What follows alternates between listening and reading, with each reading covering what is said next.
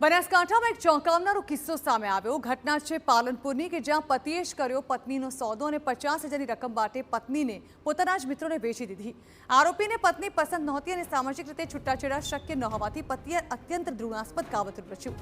પહેલા તો પતિએ પત્નીને પોતાની વાતોમાં ફસાવી અને પછી પોતાના 3 મિત્રને મળવાનું કહીને તેની સાથે પત્નીને મોકલી। રૂપિયા 50,000 લઈને પતિએ પત્નીને પોતાના 3 મિત્રોને સોંપી દીધી। પીડિત પત્ની કંઈ સમજે પહેલા આરોપી તેને લઈ ગયા અને 7 દિવસ સુધી ગોંધી રાખી દુષ્કર્મ આચર્યું।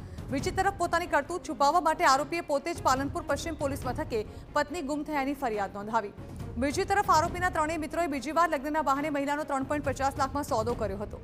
મહિલાની બીજી વખત સોદો થાય તે પહેલા સદનસીબે પોલીસ મહિલા સુધી પહોંચી અને સમગ્ર ષડયંત્રનો પર્દાફાશ કર્યો।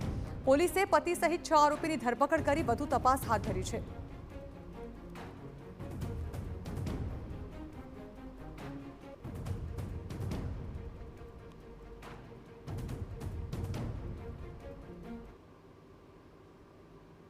ભોગ બનનાર જે બહેન છે એને એમના પતિ નિકેશ દ્વારા એમના અન્ય મિત્રોને આપી દેવામાં હતી, જે માનવ તસ્કરી એમણે કરેલ હતી અને જેમાં 50,000 જેટલી રકમમાં તેમની પત્નીને અન્ય મિત્રોને વેચી કાઢેલી હતી।